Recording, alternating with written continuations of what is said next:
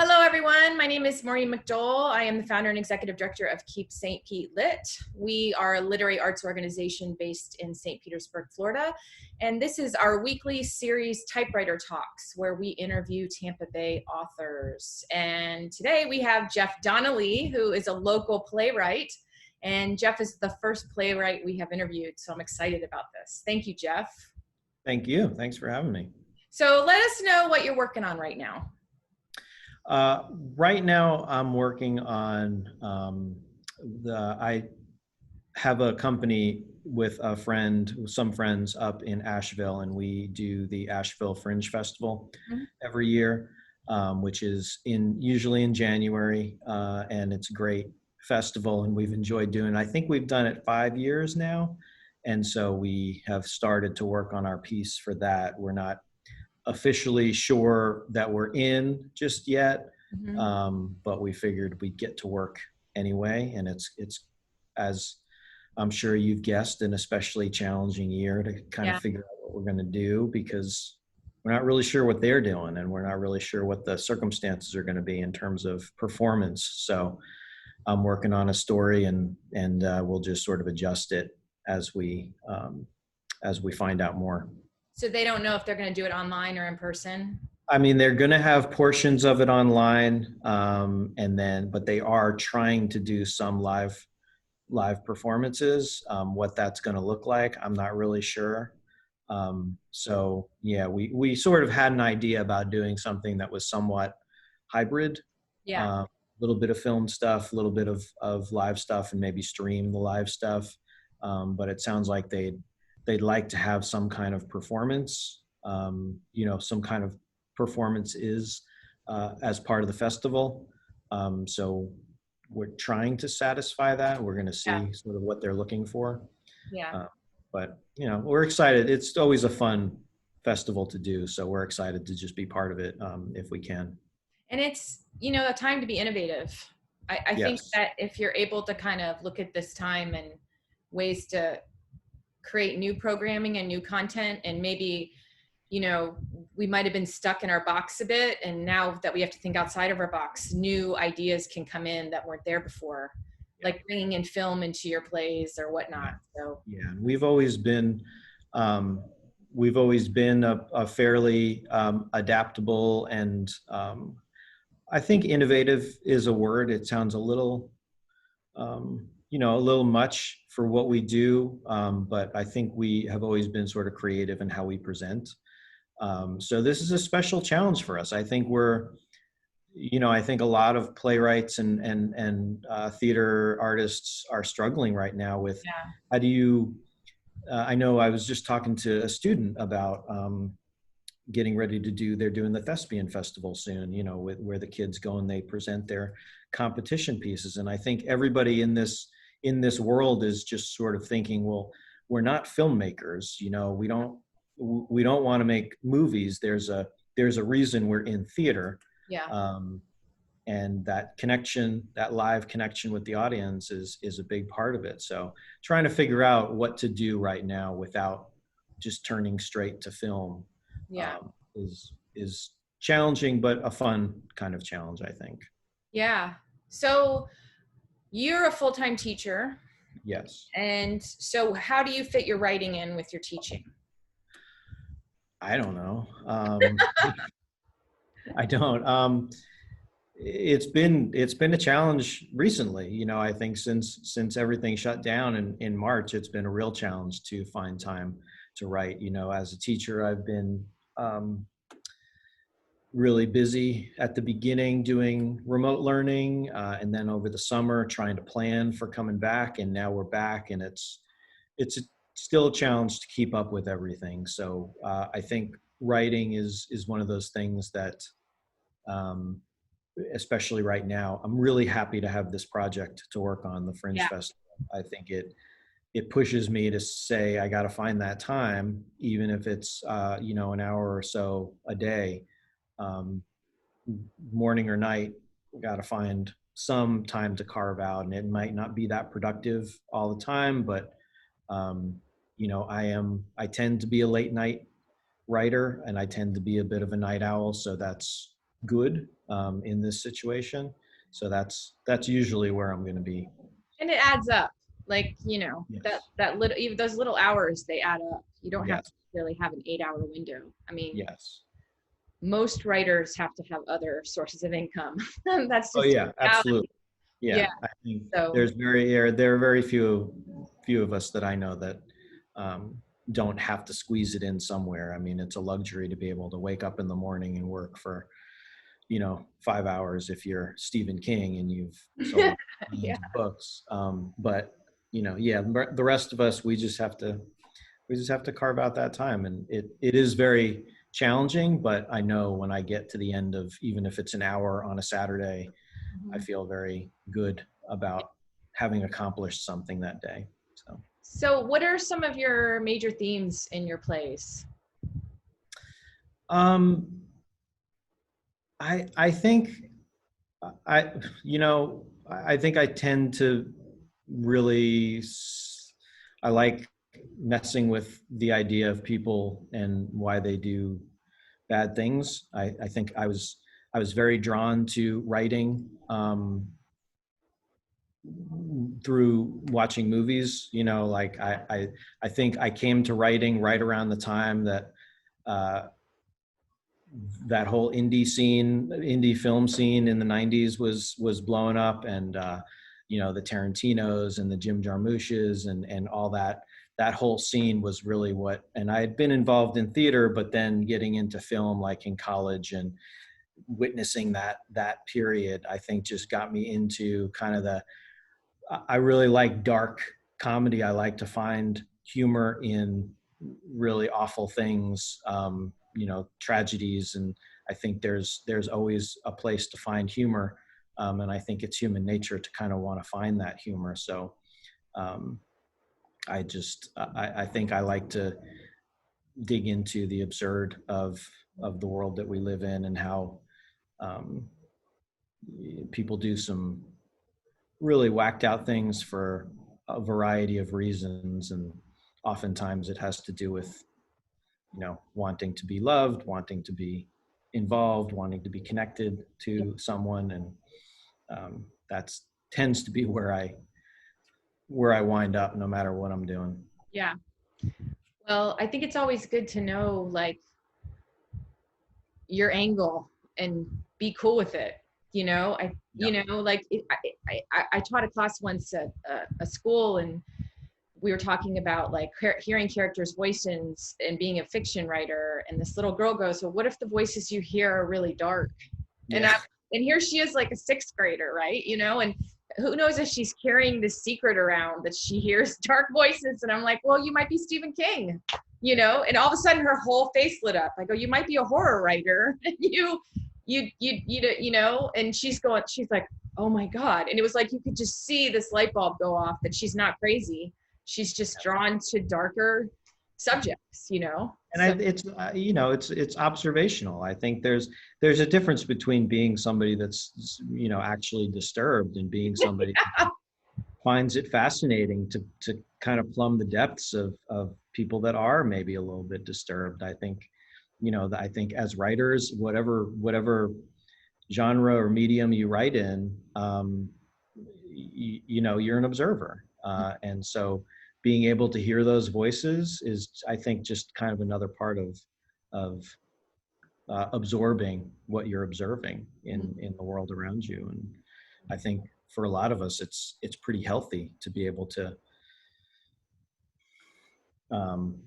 sort of exercise those voices through writing rather than just kind of live with them. yeah, my daughter has. She's an artist, and her work tends towards the dark. And the family Right. is always like, "What is going on here with you? Right. Like, should we put you in therapy?" And I go, "No, it's just her. Her people always look like they just survived something. Like they're bandaged and wounded with black eyes, and it's just Right. they're usually female characters, and it's just like this is what she's drawn to. She's was into the Titanic and watching all these weird Yeah. mysteries, conspiracy theories. It's just the way you're wired. So Yep. you know Yep. be you." Yeah. And it's just, again, it's a way to writing and art. It's a way to channel those things into something, and really questions and kind of unpack it in a lot of ways. I think that's what I find myself doing. I don't usually, I don't know that I start out with any project. I usually start out with a story or characters, and then I wind up with these sort of big questions about the world and life, and it's not like I'm going there purposely. I think I just go there because doing that art writing allows me to ask those questions and work some things out that I might not have done otherwise. So you have a story or a character that comes to mind when you think about, it's not, you're not plot driven necessarily. It's more. I tend to be more character driven. Yeah, I do. I think plot is one of those things that I still struggle with to put together. Mhm. And yeah, I tend to really think a lot about people more, interesting characters more, and then try to build a plot around what they may or may not do. Okay. That makes Which, sense. you know, yeah, can be. I think that's why I wind up, like I said, I always come back to playwriting because I am one of those people that hears the voices, like your sixth grade student, I hear the voices before I really hear the story or see the story. And I like to just have them talking and have them say some crazy things and then see where it goes. And you also act too, and you direct. So you do all three. Yeah. I am, I got into theater as an actor when I was in high school. And that's kind of what I pursued in college, and I did some directing along the way. Yeah, I was never a very good actor. And, in my later years now, I think that, yeah, I don't even feel comfortable with the idea of being on stage at this point. I don't like to be up there, and I don't like to be in the limelight. Mhm. And I think writing was, I loved theater. I really connected with it early on, and writing was the thing that I found that allowed me to do theater without having to be the guy on stage and all that. Directing is something that I wish I was better at, and I do like to do from time to time, but I'm very much I like to go sit in a room by myself and produce something and then give it to somebody that knows what to do with it. Yeah, That's a little bit easier for me to do it internally. that makes sense though. Trying So to explain it is very difficult. yeah. So what advice would you give your younger playwright self? I think it's a good question. Write more. I think. I think. I think that if I had to do it over, I think I'd spend a lot more time. Um, well, I'd spend a lot less time second guessing. I still have, to this day, I have um, who knows how many plays on hard drives and in drawers, as they say. And, nothing is ever quite right. And I think getting the work out there, which is, I think what's been the healthiest thing for me as a writer, and the thing that's made me feel the most successful, is the partnership that I have with my friends in Asheville with our theater company, because it forces me to just put the work out there. I have deadlines, and they're gonna need a play, and I don't want to let my friends down, and it forces me to get stuff done. I think as a young playwright, I spent a lot of time just going over and over and over, and not really feeling confident about what I had enough to put it out there. And so, not that those plays were anything good, but they probably could have been better had they been out there and had some eyes on them, and had more people sort of say, well, why don't you try this? And maybe, I think that's, I've, you know, I, got involved with Keep St. Pete Lit because Mhm. I wanted to try my hand at fiction writing, and I always wanted to do it, and never really took to it as well as I would have liked to. But having the opportunity and sort of being forced to pull a piece in to a group of people that I did know or didn't know, and have them just say stuff about it, it was hugely helpful. And I think as a young writer, um, I could have used a lot more of that. So that's what I would push him toward. Yeah, Sheila Cowley, a local playwright here. I've been to a Yes. couple of her um, where she's shown the play and then she asked for feedback. Yeah. Elizabeth Brinkwell, she had Flying, which is now gone all over the place, Yep. her Yep. play, but the original production of it, they had it in the creative loafing space and everybody came and they actually asked after for feedback of how they would change things. Yeah. And I thought that was such an interesting way that the audience was a part of the process. And because, we all had feedback of maybe this character, we didn't really resonate with them, or this, maybe this costume didn't match or whatnot. And I thought that was such an interesting way to be so vulnerable with your work and It's also like bring the community in. Yeah, it's hard.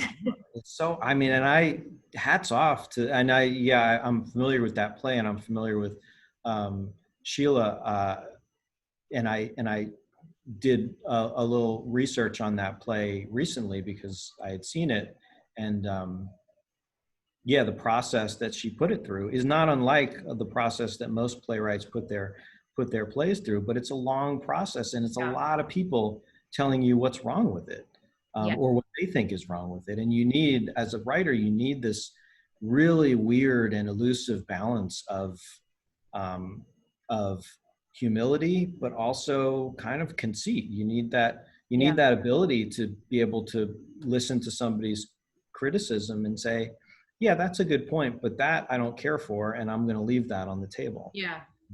We're sensitive people. That's why we're good writers. But we also take criticism where we're like daggers to the heart. I know. I don't know if I could have. I would go. I think I would be more your process than she Yeah. is. And that's why I think some people resonate really well with writer workshops, like MFA programs. And I Yes. kind of always knew I was too soft-skinned for that, like soft-hearted. Like I wouldn't.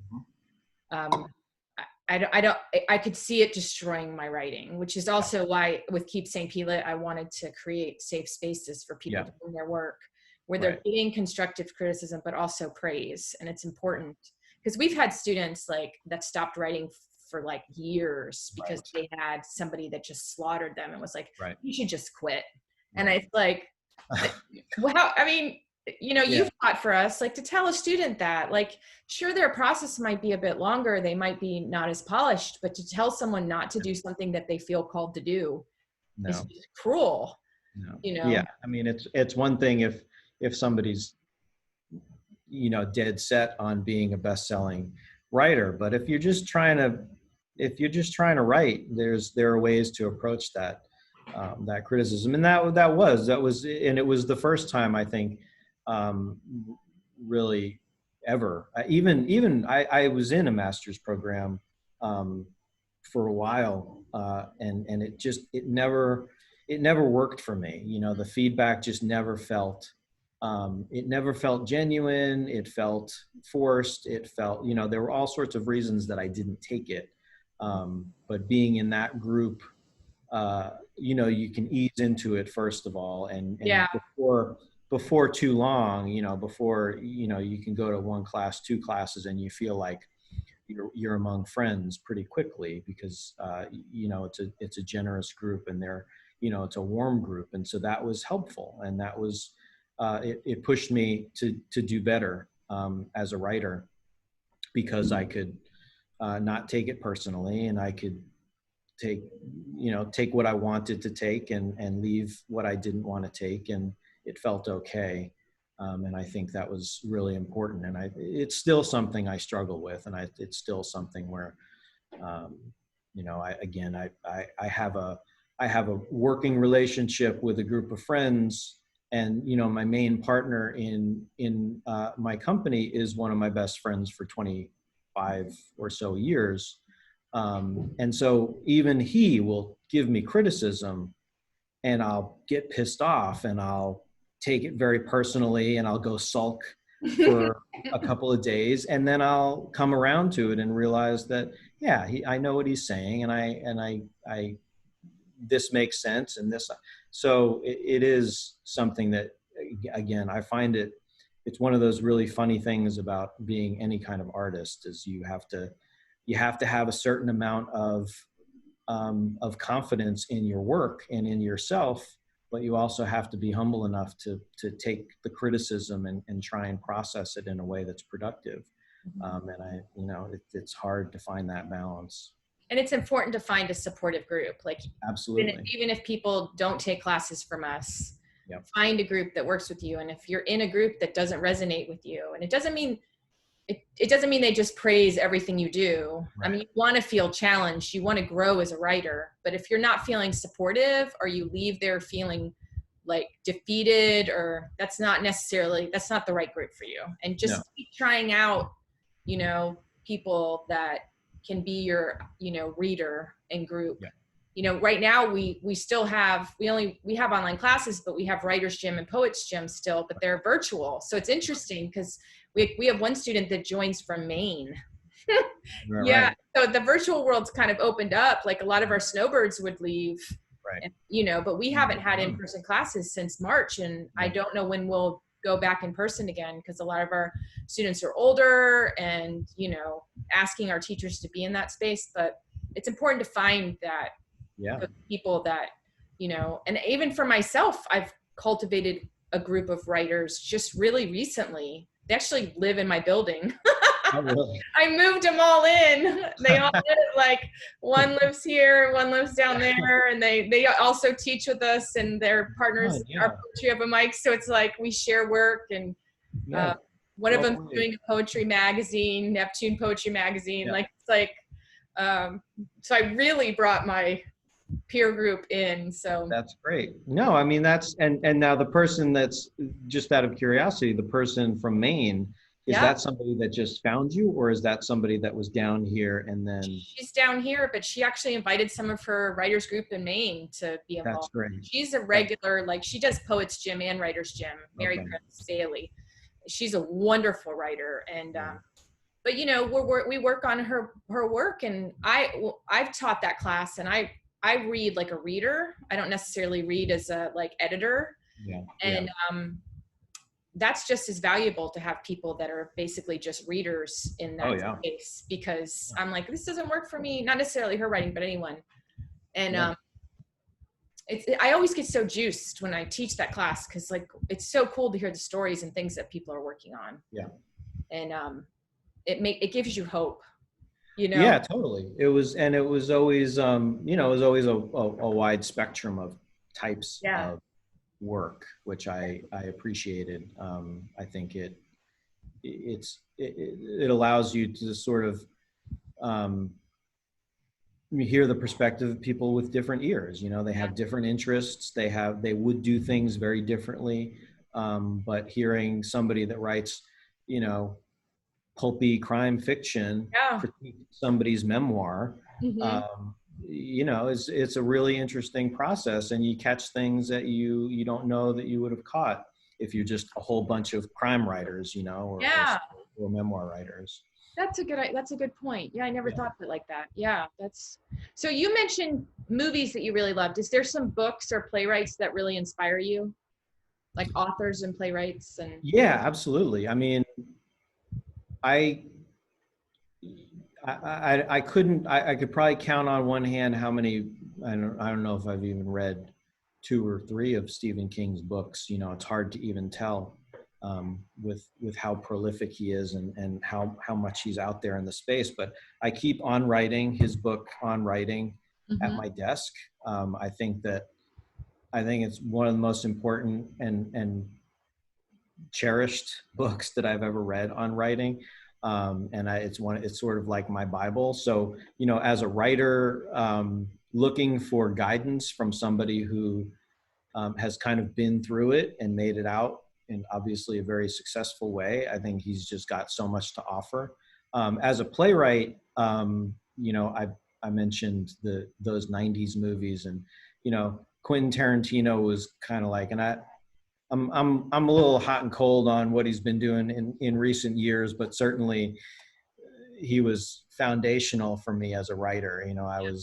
I was going into college when Pulp Fiction came out, and it was this, one of those life-changing experiences, where I was like, well, you can do that, and you can say that, and you can structure the story that way. And just the way that he told the story was just, really sort of life-changing for me. And my first forays into playwriting were just imitating Tarantino, and poor imitations for sure, but it definitely got me going. And then I got into people like Sam Shepard, and Harold Pinter is one that I love, and all sort of play around in that same sandbox of these sketchy people who are doing sketchy things, and with some sort of deep questions about why we do the things that we do, and what we're all looking for. And then I do love in the world of fiction. I love Elmore Leonard, which I think ties right into that crew. And Dennis Lehane is one that when I just want to kind of brain break, I love to just plow through one of those novels. That's fun. So yeah, I mean, I think I tend to wander around in the same areas when it comes to fiction and plays, but I, if I'm not reading something like that, I really love to read history, which is, as you know, what I teach. So if I'm not reading a novel, more than likely I'm reading some kind of nonfiction, and I think that's where I get a lot of my ideas for plays. Cool. And that's, my dad's a history buff, so I get it. Yeah. I mean, it's all stories. It's all stories about people just doing. I think what is always, and I really got into teaching because of playwriting. I was a playwright first, and I've always been interested in history, and so a lot of my plays tended to deal with history, or deal with some kind of historical moment, or a historical place. And I was finding myself doing so much historical research that I just decided to minor in history when I was in college. And then, here I am. And that's still what, I don't know that I write like period pieces or anything, but I really love to play around with the stories of people in history. When you dig into some of these characters that we know really well, you find very human stories that are really interesting stories to tell. I think I get a lot of inspiration from that, whether I'm not going to set it in necessarily revolutionary France, but there are a lot of human stories that are really interesting happening there. So. Did you see Charlie Kaufman's latest movie? I haven't yet. Thinking of Ending Things? Yeah, no, I haven't yet. Yeah. It's good. I don't know if good is, I don't know how. Yeah. Like, I think it's one of the most brilliant ways I've ever seen showing how thoughts and memories work. Yeah. I definitely, I watched it with a dear friend, and he kept stopping the movie and going, "What's going on here?" And I'm like, "Don't stop it again." Like, he stopped it like 13 times, and I was like, "Don't stop it. Like, let's just watch it and like try to figure it out." But it is like that dark element to it, but it's definitely slow moving. So if you like just have like a night and you just need to like nestle in and watch it, but I do recommend it. Like, I'm glad I watched it. I don't know if I would rewatch it, but the way that he shows how the human mind and thoughts work, and you have to read, like, I think there was a Slate article like explaining all the nuances, because I didn't know anything about it. I got the general gist of the movie, but then like the nuances were explained in this Slate article. I was like, oh, okay. Yeah. but I do recommend it. Yes. Okay, yeah, and that, he was on. I think he was on NPR not too long ago, right around the time that it was coming out, and that's one of those things. I love to see that kind of stuff, and oftentimes I love it, and I'm either I love it or I'm at least fascinated by it. To be Fascinated is a good word. It was yeah, fascinating. and that's Yeah. I could never write like that. Like the way he tells a story is just so beyond what I understand about how to tell a story, but I appreciate it so much. And that's, sometimes that's something that I really need to get myself moving, is to just get out of my own, I talked about the books and stuff that I like to read. It all sort of falls into that same category of what I like to write. But when I get to see somebody doing something that I could never do, sometimes it knocks some things loose, and it's really helpful. Yeah, I've never seen anything like this. Yeah. Also. Yeah. Okay, last question, and then we're gonna see a video of one of your plays, correct? A short. Yes. Yeah, just a little excerpt. Okay. Yeah. So what would be your holy grail piece of writing advice? This is what I always ask at the end. My holy grail piece of writing, like that I'm giving to someone. Yeah. One that I still struggle with, and it's very simple, and that's revision. I mean, I I just, I know, and from experience, that revision is the key. I know from experience that I'll never get it on the first try. But I also know from experience that it is, and and any writer or artist knows, sitting down to create is a taxing process. And you're doing it, it's all speculative. You don't know what's going to happen with it. I'll write a play, you'll write a poem, somebody will paint a picture.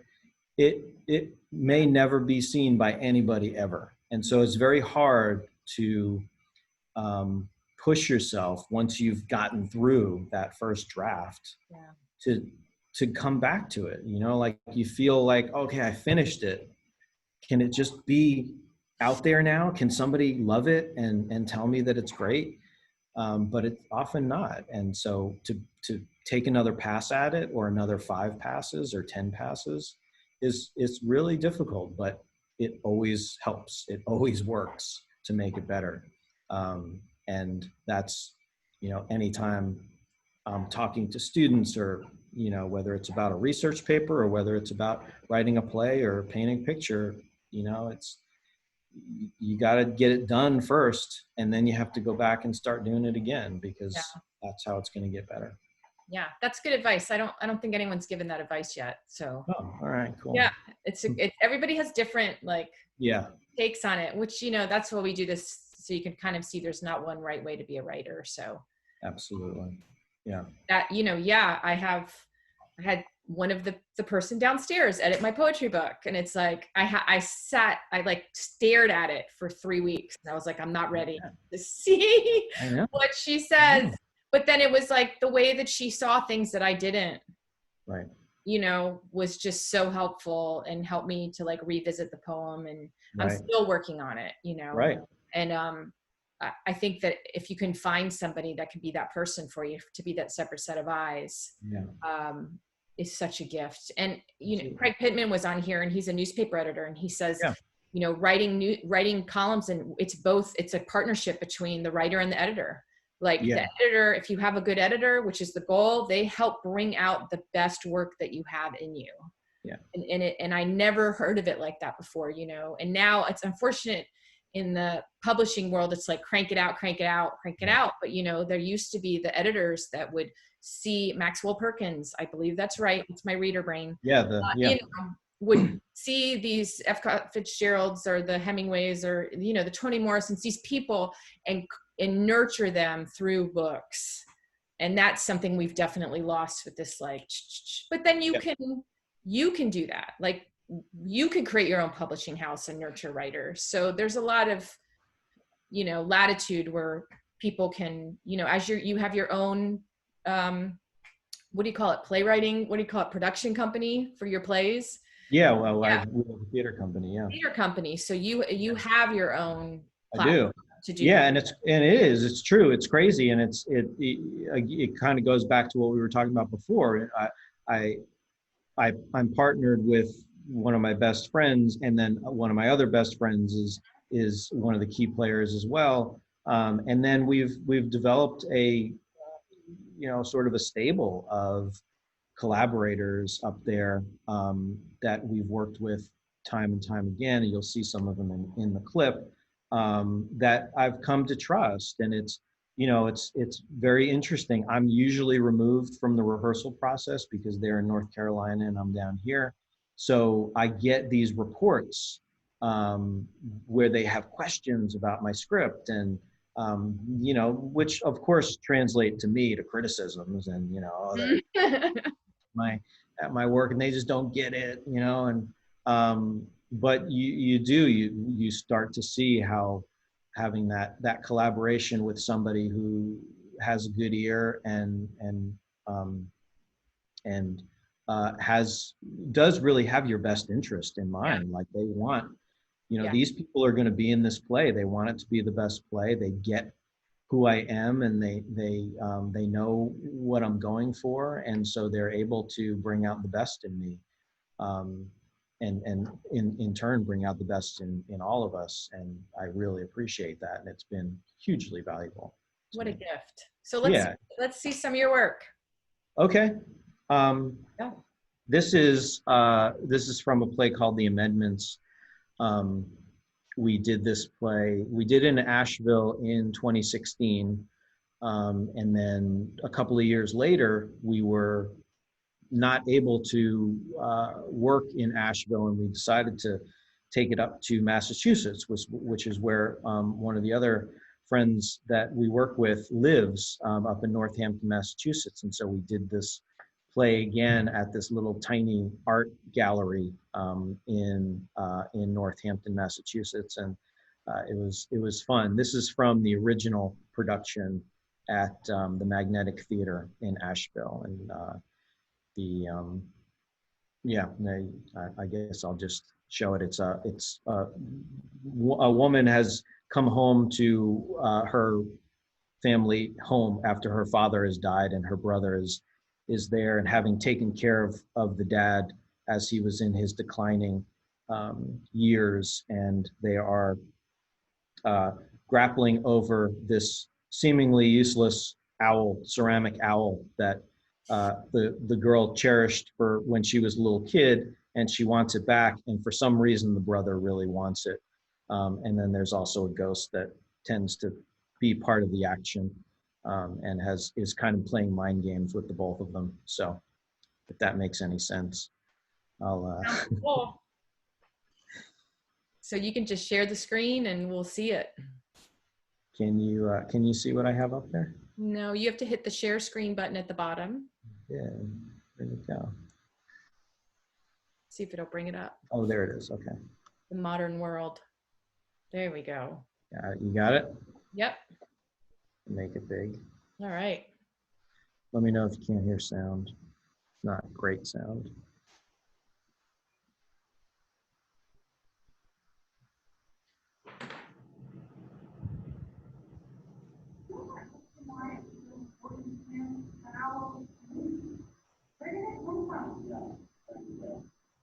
Might need to turn it up. A grown man, and I know there's something significant to him, and that's why I want. And that's something significant to you, Dave.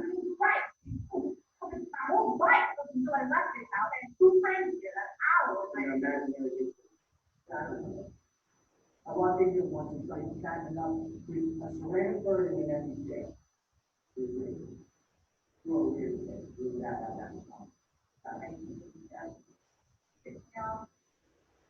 It was not.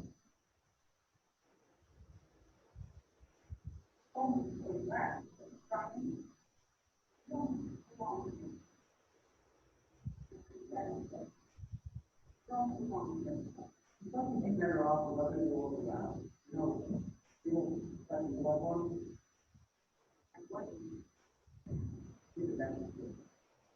talking. I mean, what the hell do you know about taking care of a little girl?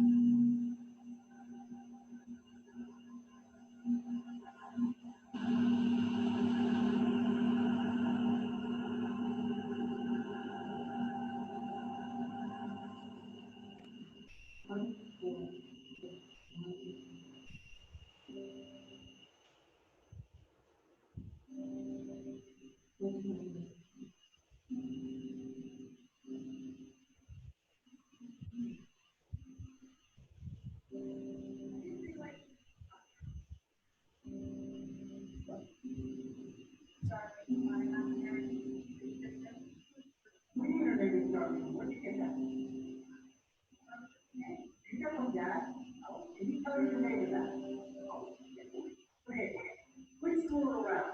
Go grab my owl and get on your way, all right? It's not his owl.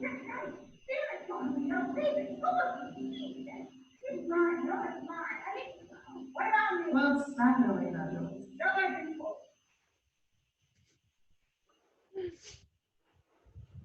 I love the set and the owl heads and the and the ghost. Yeah, it's like I said, it's an interesting collaboration. I'm a very concrete sort of storyteller. I like stuff that's really based in reality. I mean, I like ghosts. There's a lot of ghosts that show up in my plays, but you know, my friend Todd that I partnered with in this endeavor, he's the one that brings, you know, he'll read a play and yeah, I like it, and we'll get into the rehearsal process, and then there'll suddenly be a phone call. You know, I found these owl masks. And all of a sudden that's a thing, and we're doing, you know, we're choreographing dances and things like that, and you know, we have that sort of working relationship where he sees things in my writing that I would never see, and helps to bring those out, and then the end product is something that's very, you know, very much a collaboration, but makes me feel like you know, there are levels that I didn't know were there, Yeah. and I think interesting, make it more interesting to me than just seeing straightforward what I had in my head. Yeah, but that's so cool to have that kind of collaboration with somebody. Yeah, it's a lot of fun, and you send them your writing and you're like, what's going to come out of this? Like, what exactly, and it's been that way since the beginning. You know, I wrote a show when we were in college, our senior show. I wrote a show for both of us and another friend, and that was the first time where it was even, you know, something as simple as, why don't you just cut it off right here instead of doing these other 5 pages. And again, it comes back to what we were talking about that, like editors and things like that, where sometimes that other set of eyes that you can trust, that have a different way of looking at things, can really bring out the best in your writing. Well, Jeff, thank you so very much for giving us a totally different perspective on the writing process. It was my pleasure, and I appreciate, you know, the opportunity. It's great to be part of it, and great to chat with you. Yeah, it's good to see you too. I haven't seen you in a while. I know. It's been. Well, we're in a pandemic. It's okay. I know. It feels like I've been away for years. I've been catching up with all my writer friends through Typewriter Talks, so it's that's a good idea. Good. It's good. So thank you so much for joining us for episode 29 of Typewriter Talks. You can find more about Keep St. Pete Lit at keepstpetelit.org. We've got poetry open mics, book clubs, online classes, all types of events that you can participate in these crazy COVID times. And we will be back next Tuesday for episode 30. Wow, we've been doing this about 6 months. And thank you, Jeff, and thank you for tuning in, everyone. And we'll see you next week. All right.